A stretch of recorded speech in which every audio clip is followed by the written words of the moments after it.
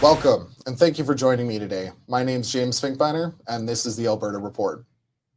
Alberta has a long history of coal mining stretching back to the 1870s, and just like our history with oil and gas, coal mining has been one of the pillars that built our beautiful province. Drumheller, Black Diamond, Coaldale, Colehurst, and Coal Banks, or modern-day Lethbridge, all owe part of their beginnings to coal mining. These days, coal development in Alberta has been a hot-button issue. In 2020, Jason Kenney's United Conservative Party rescinded Peter Lougheed's 1976 coal policy that severely limited coal development in the eastern slopes of the Rocky Mountains. This move saw dozens of applications for new mining across the area. After an intense public backlash, primarily driven by activists and misinformation, the policy was put back in place, grinding all progress on new development to a halt. One project at the center of the controversy is Northback's Grassy Mountain Coal Project, and here to speak with me today about this project is Northback's CEO, Mike Young. Mike, welcome to the show. Thank you very much for having me. Why is this project good for Alberta? Well, it's good for Alberta in lots of ways. It's a resource development project, so Alberta is a resource province. It makes its money primarily from both food, agriculture, oil and gas, and coal. So it's just another resource project in the province, but it's particularly good for southern Alberta and particularly the Crow's Nest Pass because they don't have a lot of industry down there.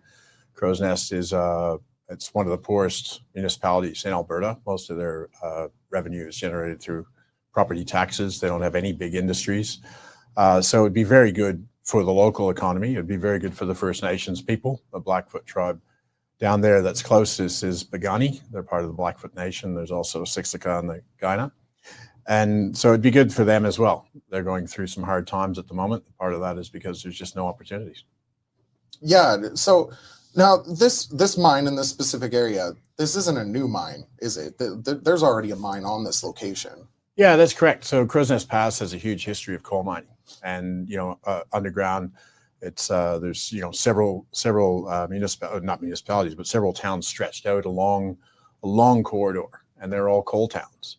And Grassy Mountain itself is the northern end of a mine called Green Hills. And when you go through Crow's Nest, as a lot of people do, next to the golf course, you'll see some old mine infrastructure, and that was part of this Green Hills mine. And to the north of it was Grassy, and they mined a little bit underground, and then in the 50s and 60s, they mined as an open pit. And what they basically did was up the crest of the mountain, they did a small pit. They didn't go very deep because the technology at the time wouldn't allow it, and the coal price didn't allow it. So it got closed in about 1969, we think. And then after that, the owners of the mine logged the area to the east. So it was logged. Together with the mining that was done, and back then there was no such thing as reclamation. They just sort of dumped stuff on the side of the hill and left. That and the logging, it's a pretty disturbed area. So isn't part of this project also reclamation on the mine that's already there?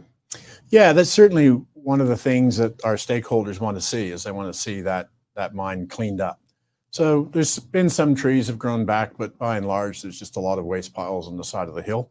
It's quite dangerous. There's a lot of openings. There's old mine openings from underground and on surface.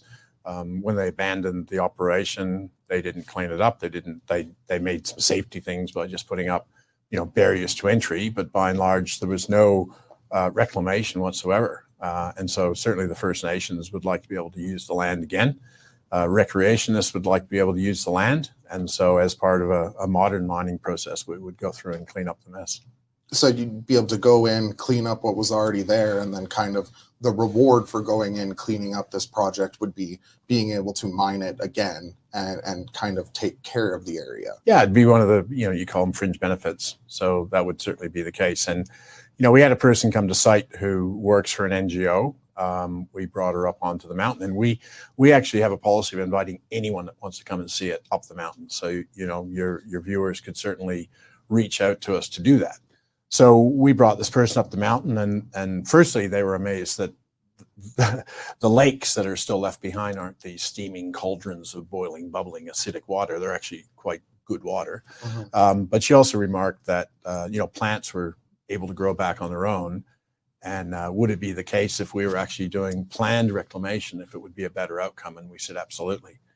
And, she gave us some other suggestions. And when she did that, one of the things she asked about was, are you going to build wildlife corridors and refuges? And we said, yeah, that's something we'd really like to do. Yes, it's mining, and yes, it's disruptive, but at the end, it would be modern reclamation, and in the end, it would be better land use for the stakeholders in the area. So right now, it's not in great shape, but Albertans are fairly familiar with reclamation projects. Like specifically in the oil sands, we've seen areas that were completely strip mined, returned back into boreal forest and productive wetlands again. So we would actually, so you're saying the same type of reclamation that would be planned and thought out for the entirety of the project, this whole area in the end would be in a better space than what it is right now. Yeah, eventually over time. I mean, we make we don't hide the fact that it's going to be a mine. But one of the things we can do is the way we want to mine it is you can progressively reclamate as you go. So you start reclamation at the south end where we would start mining, and then as you move forward, reclamate. And one of the things we're really proud of is that the new designs that we're assessing will have much lower impact than previous designs. And also we intend on putting a lot of the waste rock material back into the pits. And that was something that a lot of people try to do. And we're being very deliberate in the mine planning and how we do that. So we'd like to reclamate as we go. There's a lot of concerns, and it's historically people have walked away from their commitments, but we won't do that. People are concerned that you'll walk away from it afterwards. But if you're progressively reclamating, not only are you reducing that liability at the end of the mine, but you're proving to people your bona fides that you're going to follow through. Yeah, well, that would be the same type of reclamation plan that a lot of the oil and gas companies have. That's As right. They're done in an area, they start the reclamation process. And some of the earliest areas that were mined first are almost completely reclaimed now. And unrecognizable. Exactly. You can't tell that they were mining there. They're beautiful. They're cleaner. They're healthier than they were before. So, that's one of the biggest things I think that people don't understand about this project is that there's already a mine there. The mine was just left. It was abandoned. The day that they left, nothing's really changed in that area except for some small measures here and there. But, on net, in the end, the environment would be cleaner and healthier. But this project's already been rejected by the regulators. Part of the reason that they gave was there wasn't enough net benefit versus the environmental cost. Why are you guys seeking to revive the project now? So I just want to really drill into the wording of your question. So it wasn't the project that was denied.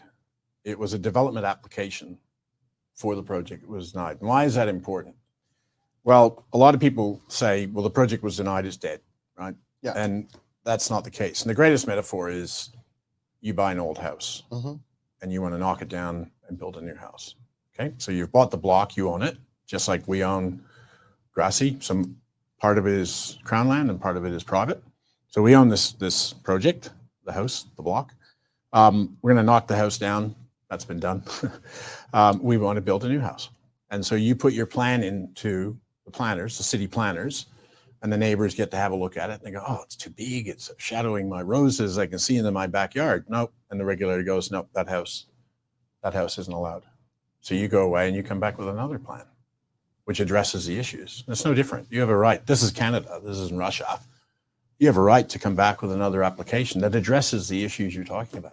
And that's what we want to do. So, like a lot of people are saying it's legally dead. It's a zombie project, and that's obviously not true then. So what you're working on is you're working to address the original concerns from the original application and help address the concerns of the neighbors and different land users in that area. What kind of concerns from the local residents are you hearing? So the local residents, like leaving, well, let's go back to the original application and the joint review panel. So they were talking about fish, selenium, West Slope cutthroat trout in one of the two creeks, and the economic benefit. So the economic benefit, coal prices are double what they were back then, and they're not going south. Coal demand is increasing, steel making coal particularly, the kind of coal that we're looking at. And we actually have steel companies coming to us because they can see a shortage of steelmaking coal coming, and they have, these are Japanese, Korean steelmakers, Indian steelmakers. They're not moving to green steel. So metallurgical coal demand is going to be there for a long time, and if you have a shortage, the price goes up. So the economic benefit to the region is going to be higher. What we're doing is we're looking at those concerns, water, Gold Creek, and we're redesigning the mine to really mitigate or completely avoid them. The locals' concerns are around dust, and we have dust suppression. The JRP actually in their report said that while dust was an issue, it wasn't something that was significant. The train loadout, we're looking at addressing some of the issues. People were worried it was going to be this monster tower, like would look like a wheat bin, I guess. We're looking at ways of mitigating that. Water quantity, in reality, doesn't actually use that much water. That's a bit of a myth. So we need to address that through education. So it's kind of it's interesting. We have real issues to address, and then we've got educational issues to address because there was a lot of mythology around coal and Grassy particularly. So we've got a great team doing our external affairs, and so we've got a great technical team addressing the technical issues. So it's a bit of there's two fronts. Yeah, and with the water issues, honestly, when this project was first announced, I thought the same thing that a lot of Albertans thought.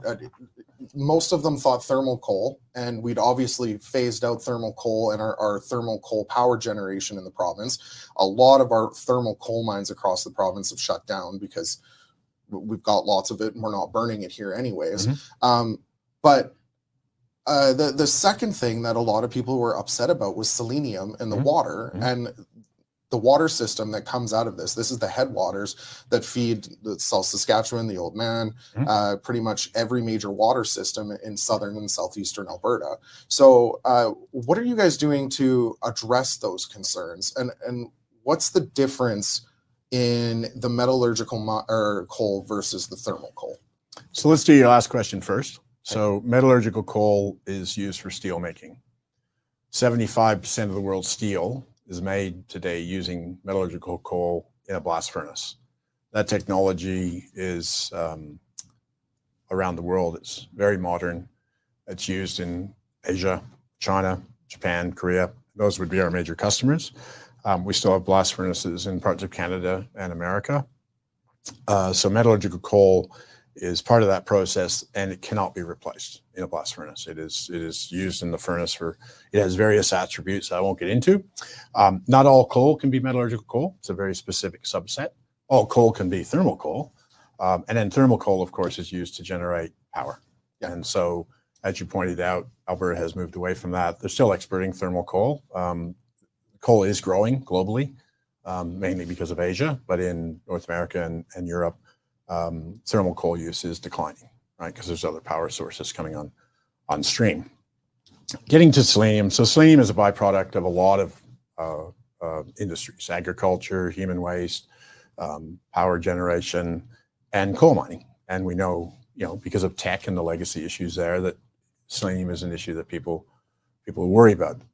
For us, it's an education issue because selenium is actually something you need. If you were to go buy Smart Water Black Label, you would have selenium in that bottle. In fact, the water in that bottle would be supersede BC's water quality standards for selenium, but not Calgary's. But selenium is an issue. Now, we have the benefit of starting new, and we have a multi-phase approach. So the first thing we want to do is identify which rocks have more selenium, because not all the rocks have it. So by doing that, we can avoid generating it in the first place. Like what happens is the rock gets exposed to rain and oxygen, and the selenium goes into the water system. So the first thing to do is find the selenium-bearing rock and isolate that from the elements, if you like. The second thing is we have the advantage that there are many selenium treatment processes that work. So people look at Teck and they go, it doesn't work. Well, it does. Teck is dealing with historic mining methods that created the problem. And it's very difficult to retrofit once you've created those issues. We're starting new. So that means we can look at what works. We have a bit of a menu, and we can say that works, that works, that works. And what's really interesting is there's a mine called Tent Mountain, which is right up against the border of BC, just in the Crow's Nest Pass. And it's an old mine, and there is a stream there that has high selenium from the mine. It goes into a wetland, and when it comes out of the wetland, the selenium's gone. So there are natural processes at work, and we have that on site as well. So we have many, many ways of dealing with it. The key thing is that we have to prove to the regulator that we can do it before we can mine. So the public's safe. Yeah, the public is safe, right? Some people say I don't trust the regulator. Well, that's another issue for another day. But we have to prove to the regulator we can do it, and we won't get a license to operate unless we can. And so that's the approach we're taking. But we're looking at avoidance and mitigation first, and that way you don't even have the problem. So by going in, reclaiming the site, upgrading it, bringing it up to today's environmental standards, you guys would essentially be able to put new mining practices then in place to prevent some of the selenium from ever reaching the natural water bodies in the first place, or actually even being released to get into the water in the first place. So you guys are already planning the mitigation before you even start with this project. Correct. That's a really good. It's a really good pickup, and as well as the remediation. So, a lot of people remediation historically. Sometimes remediation can be an afterthought. Yeah, we've got money parked for that, but we want to integrate everything into upfront and in design, because you've got your equipment on site, modern equipment, modern methods. Let's do it all as we go. But you're absolutely right. Well, it's kind of fascinating, because obviously Calgary, we've got our own water issues going on right now with the feeder main break and repair and all of that. But in doing some research around that, the city of Calgary has actually been pushing rain gardens, and rain gardens might be something that many Calgarians are familiar with. And essentially the plan is to catch the runoff running off of your property, your roof, and trapping it into essentially a wetland with proper plants in it. And it helps prevent sediment and debris from running off of your property into the city's wastewater system and then back into the natural river system. So essentially you're saying, we could do the same thing here. And, the selenium that we can't prevent from getting into the water in the first place, we can put natural wetland systems in place that would then help us clean this before it ever reaches the river. So, and that obviously would help to mitigate some of the concerns that a lot of people have. The South Saskatchewan River, St. Mary's irrigation district, like a lot of irrigation, a lot of farmers, ranchers, everything depends on this water supply. But you brought up let me just pick up on something there. So the levels, and I don't want to get into the numbers, but the levels of selenium that we will be able to release into the local ecosystem after treating the water are so low that they're not going to get into, like, by the time they get into the Crow's Nest and into the Old Man, you won't even be able to find the atoms. If we have an episode where it's elevated, and say it's twice, say it goes up to 20, it's still not going to be measurable downstream. So the levels of selenium that would cause problems with, say, livestock and humans is so high that in our estimation, and this is something that's part of our education process, is it's so high, it would almost be impossible for us to do it on purpose, much less by accident. So, yeah, we'll have systems in place. We'll manage the selenium. The selenium release will be within the limits that the government sets, and the people downstream are not going to be harmed. And the thing is the Crow's Nest flows into the Old Man, and then the other rivers, a lot of the other watersheds flow into the Old Man as well, so we can't even affect them. And that's another one of the things that we have to educate people on is, there's people up near Nanton and High River and Calgary and Edmonton that are worried about their water. Well, it's just physically impossible for us to even affect it. Yeah. So that's part of the education process. And what's really interesting is the more you talk to people, the more they go, I didn't know that. So we have to do a lot of educating. Yeah, as this is kind of unfolded, I found that I'll read quite a bit about it. And the more that I read, the more I'm surprised. I'm like, is that part of a lot of the disinformation that's gone out about this is just, it's going to pollute the water. There's going to be all of these problems. But you've got Teck right down the road, and that mine has been operating for how many years? Decades. And there's really been no big issues. There's been no incident. There's no. It's interesting. You got to look for it. Yeah. You got to go look for trouble. Yeah. And that's the issue. It's like we have that same issue. We hear myths and stories, and you go, well, show us. we're the photos, we're the fish, we're the, and the First Nations tell us that, they say, we were here when those mines were operating with no environmental standards. Yeah. And we were fine. We lived here on the old man before the dam. We played it, we fished in it. We've never seen an issue. Yeah. So yes, selenium, scientifically, there can be issues with fish, and the levels have to be surprisingly high.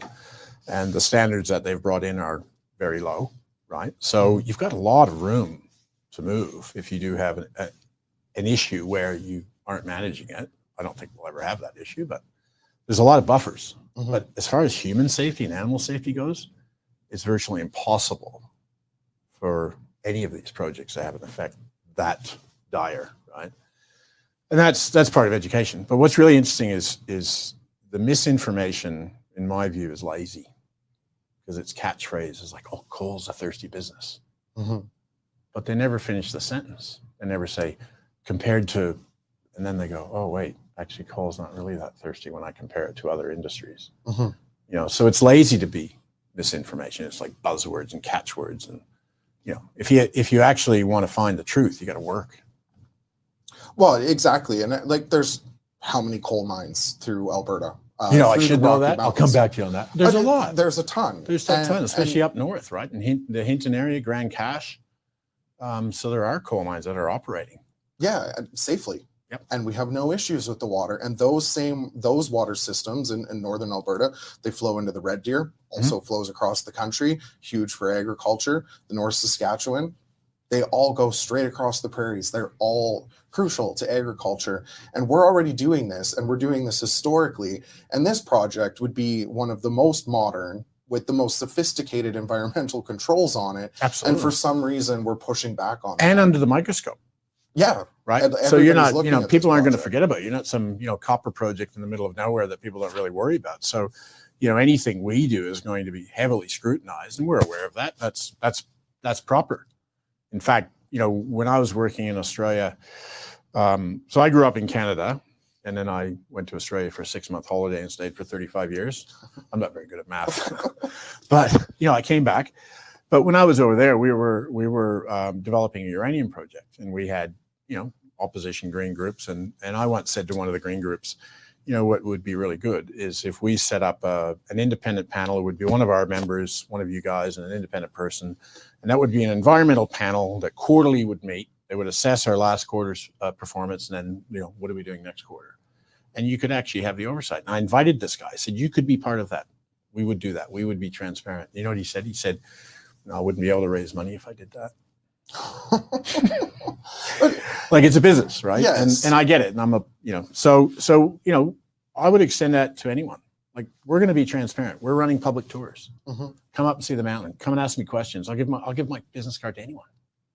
Yeah. Like, when we first put the training program out, we had 126 statements of concern. Now, we shouldn't have seen any of them because they didn't actually conform with the act, but we got them. The AER said, here, you deal with them. So we did. And what we did subsequently was we actually wrote to each one of those people and invited them to sit down with me so that I could listen to their concerns. And we had 3 people that realistically, said, yeah, we'll do that. And I've already had one of the meetings, and it went really, really well. And we listened and we addressed their concerns, and they went away and said that was a really good meeting. So, we're about being transparent and having people ask the questions. Yeah, well, and I think with a lot of things, education is the most important. Most specifically for Albertans, and I'm born and raised here. I've lived here my entire life. Albertans like to be asked. And I've noticed that the way this the over way a beer felt, mostly. Yeah. And it feels like to me the way this was originally rolled out was just kind of a surprise to everyone. There hadn't really been a lot of push for new coal development, mining development across Alberta. The NDP had already phased out our thermal coal power generation, and then all of a sudden, it's seemingly out of nowhere for the general public. Jason Kenney stands up and goes, well, we're going to rescind 1976 coal policy and, Peter Lougheed's policy. And people think instantly, Peter Lougheed Provincial Park. What? They're going to mine Peter Lougheed Provincial Park. And it all got confusing and just blown right out. So what do you say to the critics who say coal mining, coal development is no longer acceptable, not only in Alberta, but specifically in the Alberta Rocky Mountains and the Eastern Slopes? I would say to them that they're right in some places, that every project needs to be assessed on its merits. And there will be places where, yes, you shouldn't mine. Absolutely. I agree with that. I'm a mountain biker. I'm a hiker. I'm more mountain biker than hiker, but you get the point. Mm-hmm. I love the outside. That's one of the reasons I went into geology, because I got paid to be in the bush and go camping. So you will not meet many geologists who aren't environmentalists as well. But there are also people who understand where minerals come from, and we have a modern life and we need these things. So I would agree that in some instances it is too big a risk to have a mine or other developments, not just mining, but logging and ranching and everything else. There's places you shouldn't do it, mm-hmm. but there are places you can do it, and you can do it responsibly, and you can do it safely, and you can do it without harming the environment. And Grassy is one of those places. Oh, and if you're going to do it, you should do it in a place that it's already been done. Well, that's right. Currently a mess. With modern environmental laws. Yes. Like this is one of the things, we had something happen in Australia, the same thing, and they tried to stop a coal mine because they believed that if they stopped the coal mine, that coal wouldn't get burnt. Well, that's wrong. It's just going to come from somewhere else. And the somewhere else is going to have lower environmental standards, lower human rights standards, lower labor standards, and the net benefit to the planet is worse. Right? So if you care about the planet, then let's do it here under the microscope. Well, if you only care about your own little patch or you're an ideologue, well, I can't really help you. But let's talk about that too, because part of the opposition to this project is that the coal that will be mined from here will not benefit Canada. Like you said, your customers are primarily China, India, South Korea.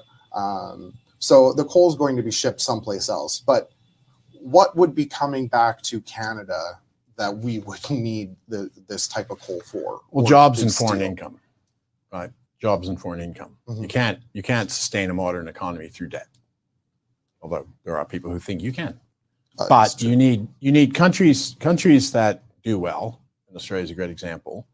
They have to sell something. Now, luckily, Canada has tourism. Well, Australia has tourism too, but that doesn't pay all the bills. Mm-hmm. And developing your resources responsibly is a way of paying your bills. I mean, Alberta has the lowest tax in the country, and there's a reason for that. People are coming to Calgary. It has net growth, and there's a reason for that. It's a great place to live. I mean, I love Alberta. I'm sure I was born here, and then robbed at birth or something, and moved to Ontario, right? Yeah. But the thing is there's a reason that this is a great province, and that's because of its resources and tourism, right? But tourism is very focused in particular areas, as you know. If you go to Lake Louise in the middle of the afternoon during summer, it's there's a lot of tourism. But the thing is the benefits are, like I said, local. So Crow's Nest is better off. That puts less strain on the public purse because people live there, they're unemployed, they have to be subsidized, or Crow's Nest has to be looked after by the province. But there's foreign income coming into the country, and there's royalties, and then there's benefits to the First Nations as well. So it's multifaceted, but it's better to do it here. It's better for the country, it's better for the local people, it's better for the economy, and it's only a little bit, right? But you get lots of little bits and they start to grow. Well, okay, so one of the things that absolutely drives me crazy about resource development right now, especially in Canada, but mostly in Alberta, is that the opposition is not coming from the areas where these projects are proposed. The vast majority of the opposition to the oil sands is coming from Eastern Canada. On net, Alberta overwhelmingly supports oil sands development. The people in Fort McMurray, as well as the natives in the area, they work in that industry. They're developing those resources. And most of the opposition to this project appears to be coming from in the cities, in Calgary, in Edmonton. People nowhere near these projects. How do the people in the area feel about the projects, and what kind of jobs are those communities looking at from a project like this? That's a great question. So Crow's Nest is made up of predominantly people who are descended from coal miners. It was a big mining area, and there's a lot of people there who are descendants, and a lot of them work at Teck. So Crow's Nest, for your viewers, is on the Alberta side of Crow's Nest Pass, and on the other side is Sparwood and the Elk Valley. And those people, they drive to work every day, and they might be up to an hour, up to 90 minutes to get to work every day on a fairly narrow road when you get on the BC side.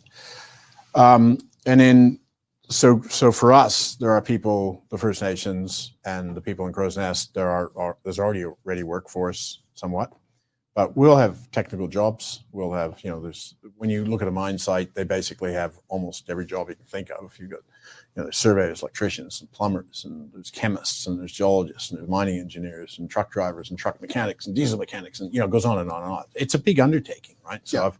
I've developed mine sites before, and it's amazing, and you get people from all over the country coming to work.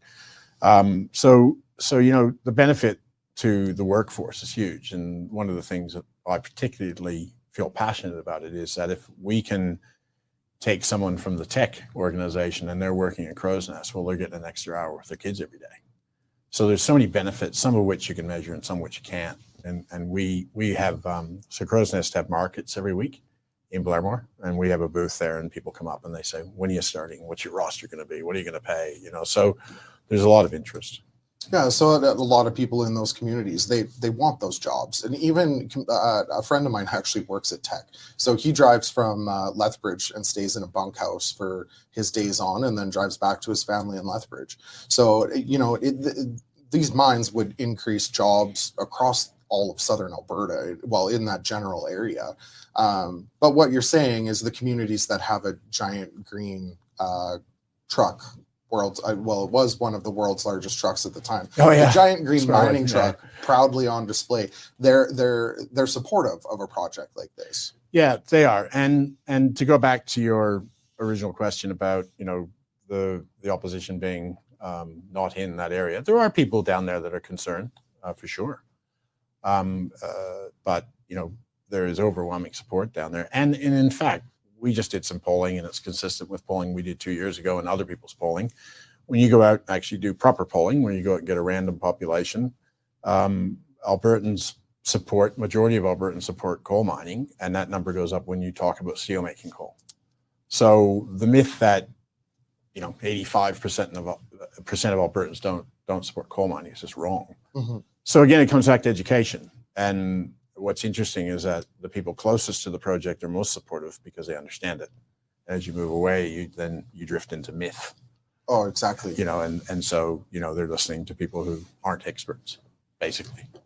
Yeah, and I mean, I find it fascinating. Naheed Nenshi, now the leader of the NDP, has been going around talking about how we have a shortage of schools. I think 20 to 30 schools just in Calgary alone due to the increase.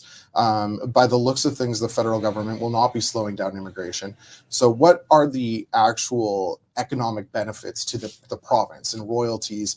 But not just royalties. Every single one of these employees will pay income tax. Correct. They will pay GST. They will support the local economy. So, not as Alberta as a whole, what kind of economic benefit are we talking about for Alberta, but also what kind of economic benefit are we talking about for the communities in the Crow's Nest Pass? Yeah, so it's a hard question to answer right now because we don't have a final mine plan, so we don't have those numbers. But the other mine plan that we submitted and was rejected, there was, I think, over 400 people on the construction site and over 300 on the mine site. So those numbers wouldn't be too far off. But as you say, you're generating royalties. Coal prices are going up. Right now, they're around between 200 and 250 a ton. When the study was done previously, it was around 140. So we're seeing the coal price go up. There is royalties. It's not a huge royalty in Alberta, but it is what it is.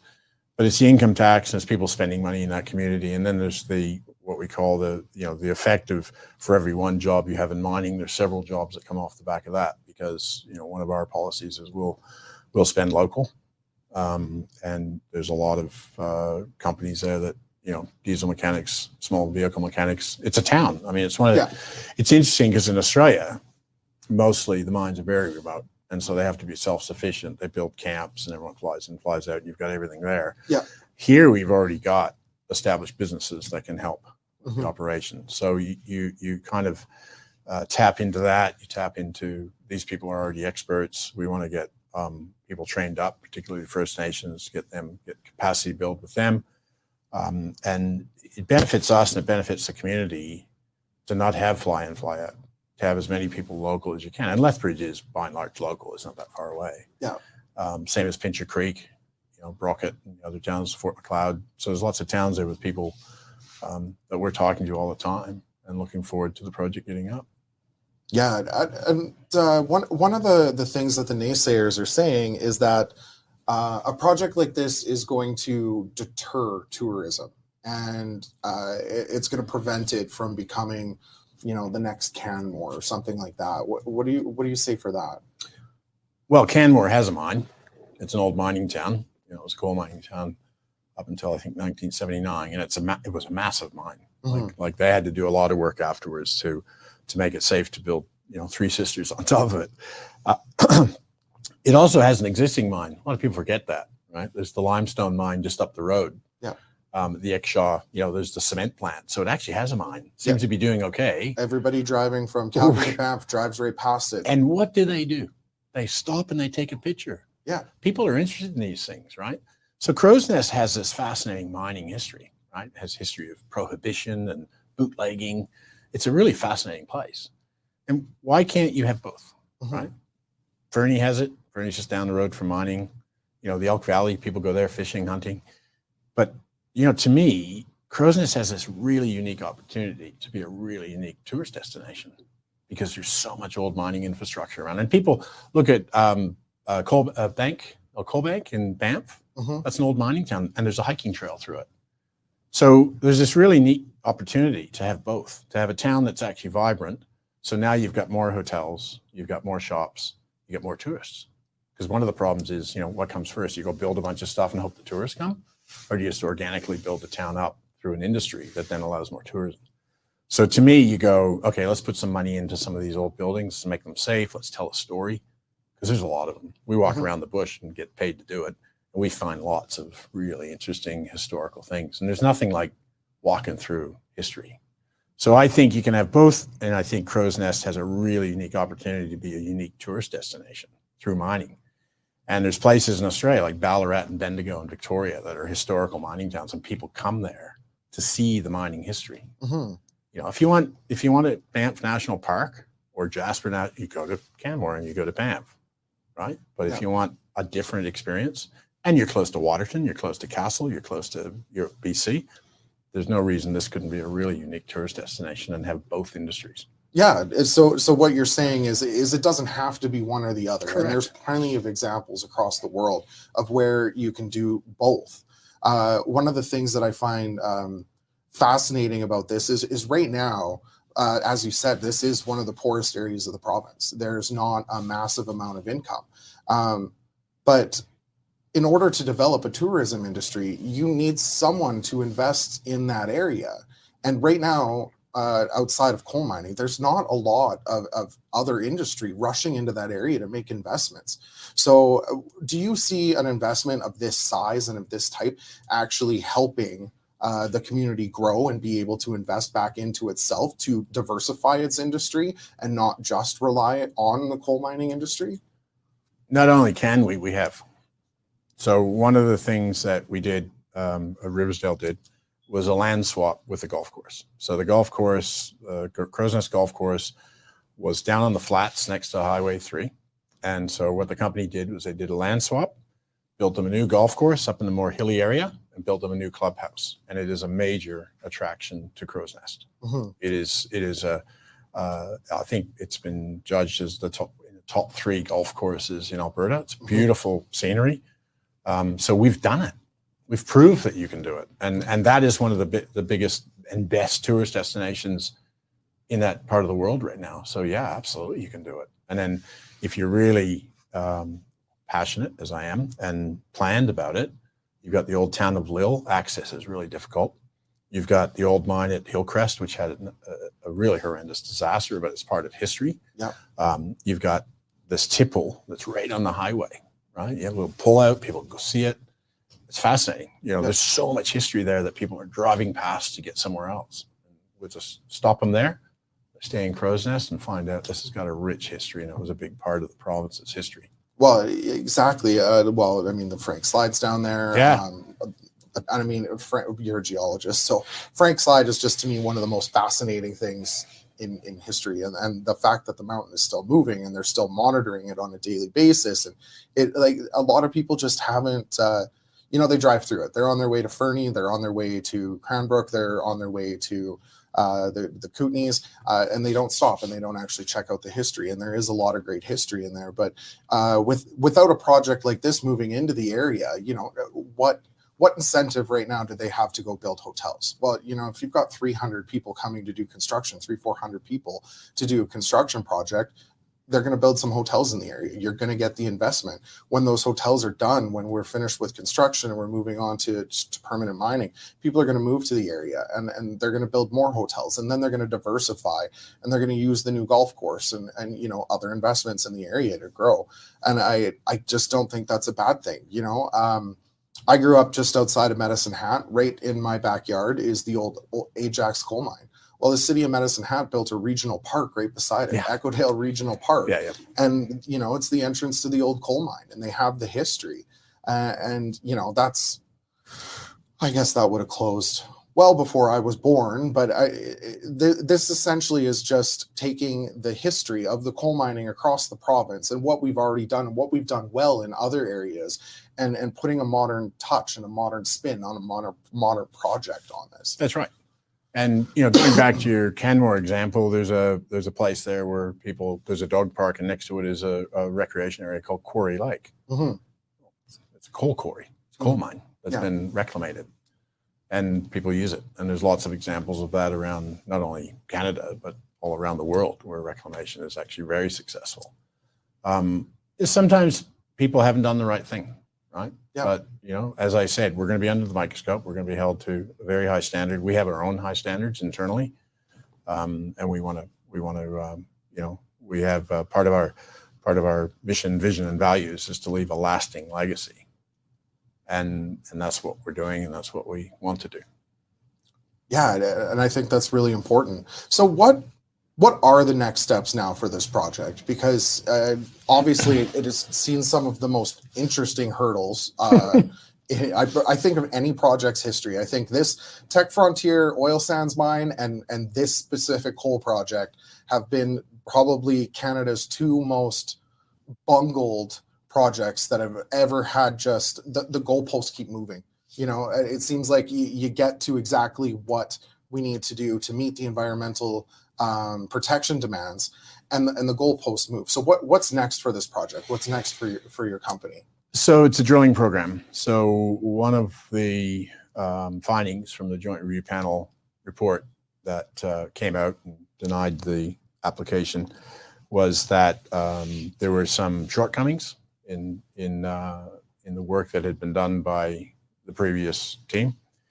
And the regulator was very specific that there was a requirement for more site-specific data. So that means collecting data on site, and some of that data requires drilling. So we designed a drilling program. It wasn't a drilling program to extend the resource. The drilling was all going to be done inside the known pit boundary to get geotechnical data. So that helps you with your footprint, because if you have good geotechnical data, it means that your pit walls can be a little bit steeper, just as safe, and you don't have as big a footprint. We needed more what we call hydrogeology. So that's groundwater, surface water, and to do that we had to drill. And so we put in a drilling application just under a year ago.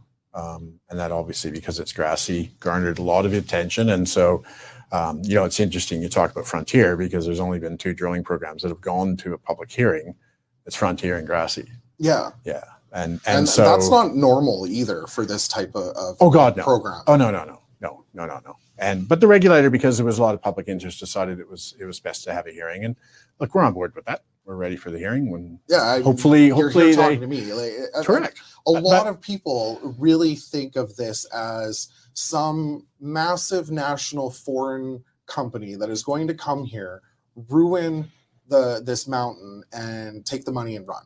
And if anything, you guys have been trying to do an outward education program and say no. And like you've said, you're inviting people to go look at the mine, go look at the project. So this isn't some evil corporation and some faceless person that's doing this. You guys are trying, or you guys are doing everything that's required of you.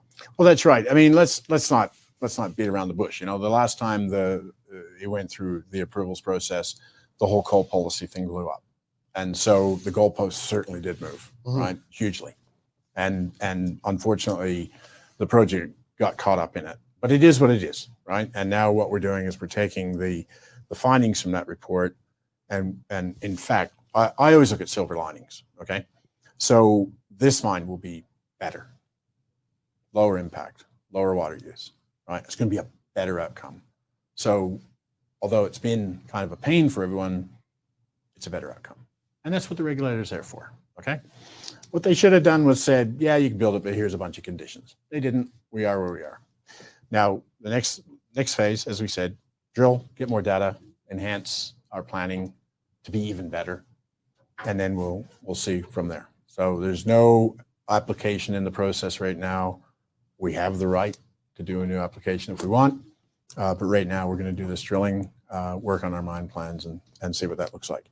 And so far, you know, we've taken a lot of feedback from people. We do what's called the listening tour. We go out and listen to people.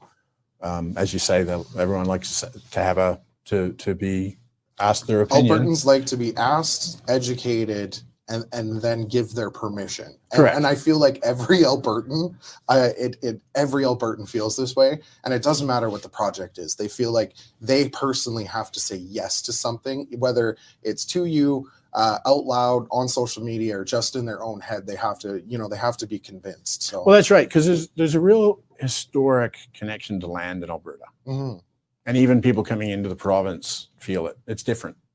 It's different, and land is important. And so we know that, and we're doing what we can to make sure, people are educated. And, if I have to talk to everybody in Alberta, it's going to take a while, but I'll give it a crack. Yeah. Well, we'll try to help our members will hopefully share the message. But I mean, we are like the birthplace of Canada's national parks. We've got Banff, the first national park, right? And then Peter Lougheed, a conservative, we conserve our environment. Our farmers and ranchers are probably some of the biggest environmentalists ever. And they've been villainized, with cow farts and fertilizer. Our oil and gas industry is the cleanest oil and gas industry on this planet. Yeah, absolutely. And they've been vilified. And C59, they're not even allowed to talk about the good things they do anymore. And our coal industry, there's been no major coal disasters in Alberta. Environmentally anyways. We've been mining this resource historically and responsibly for hundreds of years without issue. And now it feels like this is just the next one, the next industry that they're going to vilify. And it seems like this is just wildly driven by activists and all intelligence around the issue is just evaporating. And what's interesting is, okay, say the activists are successful and coal mining stops in Alberta. If you think the activists are going to stop at coal, you are naive and misguided. You're next. Right? And we already know the activists want everyone to be vegan and stop eating beef. We already know that they're trying to stop oil, right? We know that. So to me, look, a lot of ranchers support the project. There's a fallacy that all the ranchers are against it. That's just not true. Yeah. And it's mainly the local ranchers who support it. So we as primary producers, whether it's food or beef or oil and gas or coal, we are primary producers. We're earning money for the province. We're providing jobs for the province. We should be all working together to educate and ensure that we're following the standards and ensure that we call out the people who are lying and spreading myths and misinformation as a team. Team Alberta, right? We should be doing that. This is Alberta. Yeah. It's people should be proud of what we do here. Well, and I mean, you need metallurgical coal to build windmills. You need this coal to build solar panels. Yeah. So if we're going to start to you need more of it. Yeah. You need more of it. So, I ran a uranium company. I've run iron ore companies. a company. I ran a copper nickel company. I know where the minerals go and what they're needed.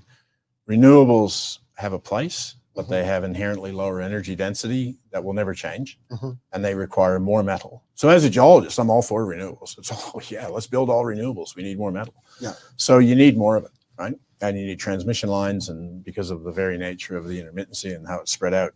So, you know, you can't have one thing without understanding that there's a requirement for the raw materials for it, right? Unless you just want to import everything, in which case your economy suffers hugely. So yeah, there's steel in everything. I mean, you know that pipe that broke? Yeah. That was concrete reinforced with steel. Yeah. Every time you see a concrete structure, it's full of steel, right? It is in every part of your life. Yeah. And you cannot live without it. Like electric vehicles. They need steel. It's just syringes, everything, medical equipment, and forks. To me, I always feel like if we are going to do these projects, that we should do them in Alberta, create Alberta jobs, and use our resources and reinvest back into our own province and our own country, for that matter. Well, not only that. So that's really interesting, and when you develop expertise in modern mining that has the lowest impact globally, you can also export that expertise. So you look at Australia and you look at Canada, mining expertise in Australia and Canada has gone around the world, right? It's an export. Those people are working overseas. Yeah. So we not only have a chance to, you know, show that Grassy can be done properly and responsibly, we can actually take that expertise and take it overseas. There's so many opportunities. Well, and that's the thing. Canadian ingenuity could actually lower global emissions, clean up global industry across the world. Well, we know that. And generally make the world a better place to begin with. Absolutely. We are running out of time, though. I could probably sit here and talk about this with you for hours. Yeah. Just a fascinating project to me. But where can our viewers, where can the Western Standard members get more information on this project and start to help educating themselves? Sure. So they can go to northback.ca. That's the website. And on the website, there's a lot of what we call factoids, and there's going to be more. Or they can email me directly, ceo@northback.ca. And they can send me an email, and they can ask me questions, or they can tell me I'm full of crap. Well, that's whatever, but I will answer them all. That's awesome. Thank you very much, Mike, for coming in today. I appreciate it. And thank you to you, the Western Standard members, for joining us today. If you're not already, you can become a member at westernstandard.news, $10 a month or $100 a year. Thank you very much for tuning in, and have a good night.